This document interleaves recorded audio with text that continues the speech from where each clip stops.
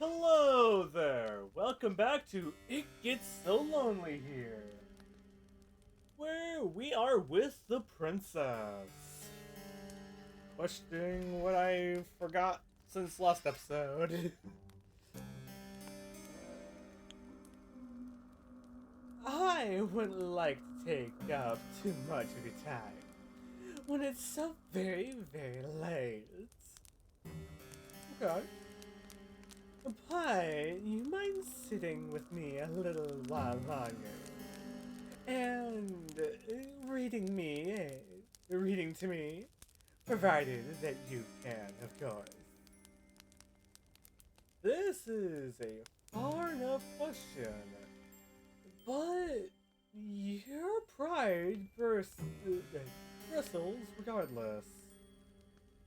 Honestly, you reassure the princess that yes, of course you could read. Hell yeah.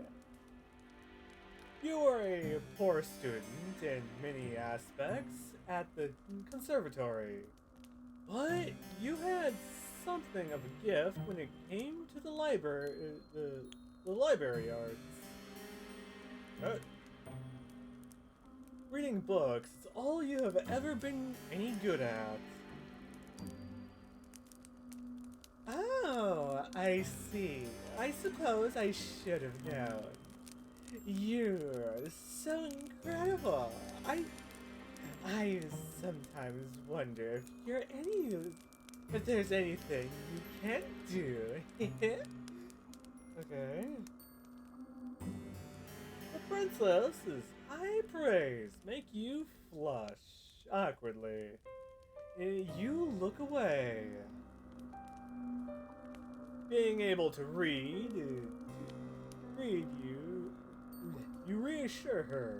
It is not such a great feat. Perhaps it isn't. When you hail from where you hail from, but it is here. Very few of my old servants could read, and they certainly couldn't read the books that I like.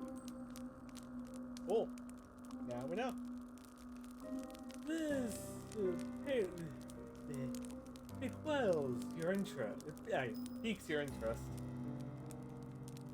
Intrigued, you ask the princess what book exactly she likes. Well, I'm glad you asked. I'm fond of fairy tales. You see, old ones far contain from centuries past. If I'm correct, if we're using this time period, dear God, those freaking ones could be a little dark. I'm not even kidding, they could be a little dark. And it's intriguing. I have a collection of them here, says the princess, inducting a book on her bedside table, as thick as a mortuary slab. That's a pretty thick book. This book is old, though, and the bindings are weak. The pages brittle, and writing woefully old-fashioned. That tends to happen with language. I don't trust any of my past servants with that book. But I think you would be doing a good job breathing life into these old stories. Okay. Would you mind reading to me for just a brief while? Please, dear one. Oh, please. Okay. This is a easy request. The princess's request seems a simple one, expressed sweetly, so much so you see no reason to refuse her. Cool. You take a seat beside the princess upon her luxurious bed, which sinks beneath your weight. Hell yeah, that's how you know it's comfy. Then, you then retrieve the leather-bound book, which is resting upon her bedside table, and spread it open. Shit. I doubt I can read that. Picture is a little too grainy for me to even get any information out of it. I don't even know what language it could be in. And I'm using, like, what, OBS and I'm using, like, yeah, OBS and this, so I can't even get a clear enough picture. And I'm swapping in between the both of them. I really need to update the. I really need to get a new recording software occasionally at some point. Thinking about it for a new series, for a different series. I'll need to flesh things out first on that one. I'll say when you guys will know exactly when that'll happen. The pages of the book are very brittle, like the princess said, and the bindings of the book are loose. Let's see. Hey, we get a lot of detail in the book. I mean a lot. You can feel in the heft of the book many-fold pages. Yeah, many-fold pages. The weight of the ages concealed within it. How old is this book? Perhaps it is as old as the castle in which it resides. I'm surprised that, even if we assume like around the oldest, maybe around 100 years old, if not older.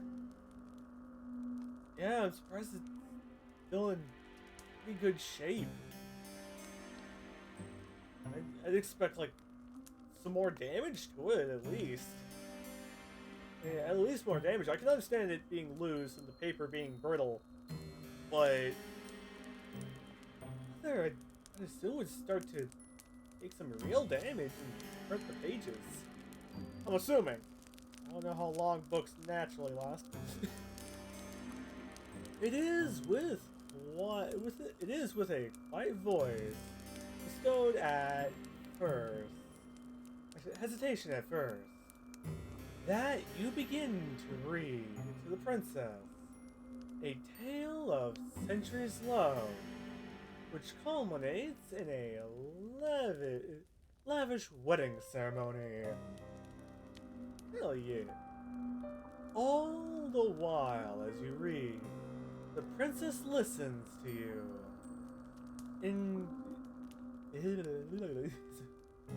Entrapped, hanging, or so it seems upon your every word.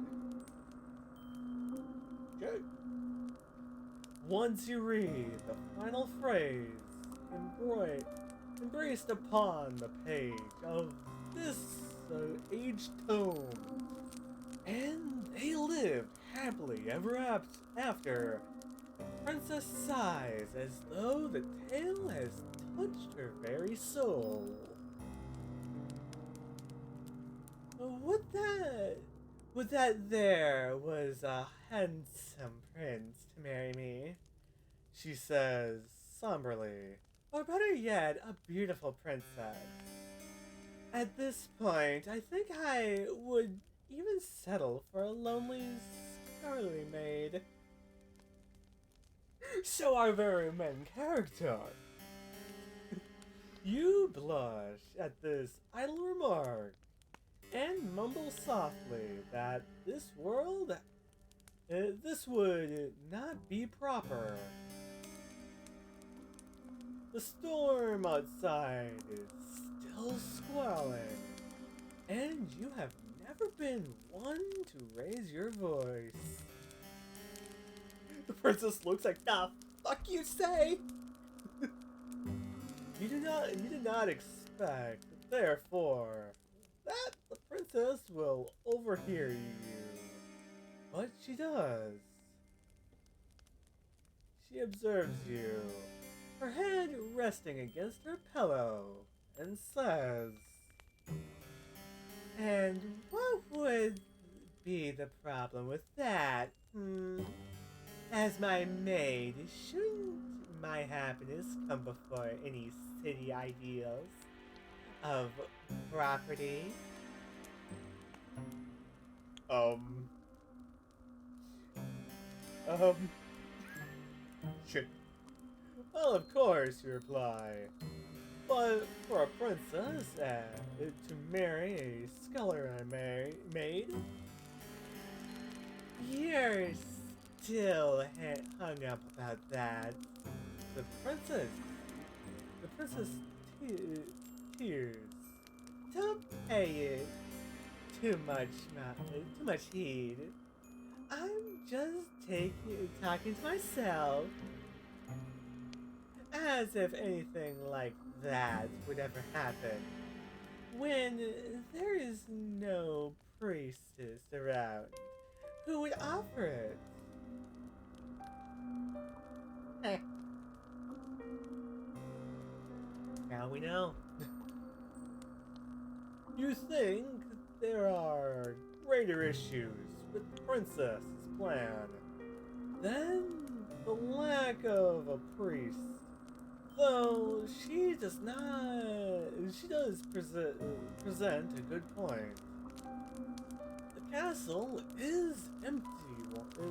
The castle is an empty one. Even if the princess were to find somebody that she loves, there would be nobody to make such a wedding official. You cannot help but feel like you have to avoid a good idea if a good deal of nuisance. But by the same token, do you not feel a touch disappointed? Let's say yes. Well, never mind. That was a nice story, the princess says. But I'm not sleepy yet. And it's still storming outside. Won't you read me one more? Good question. Let's see what the main character says, because I know I'm going to give the sassy Ramonko note. You would not mind. You reply. But it is getting late. You really ought to return to your own chamber. I know, but can't you find it in your heart to read one story to me? Just one. You can choose a short one. I won't complain. Fair. Anything goes. You have some doubts about that, but as if you cannot resist the princess's demands. Well, you look at it, you did kind of get hired. It is not, you think, because she is a princess. Though, that is, of course, a part of it. But because she is, well, radiant. Okay. You would not. You think as you turn to the next story, recounting the sage, Bunjum. The fuck? Compendium? Want to upset her. You would rather cut your own tongue. Well, she is a royal. You read another story to the princess, which is of similar vein to the last impossible adventure, Clementing and their clothes in a happy marriage. This tale delights the princess just as much as the tale you read prior. And she begs for another, and another, and another. One bedroom story soon becomes 5. Then, even then, when the candle would flicker on the princess's bedside, are close to going out. The princess is not satisfied. Like the gasping, greedy child, she has never heard of moderation.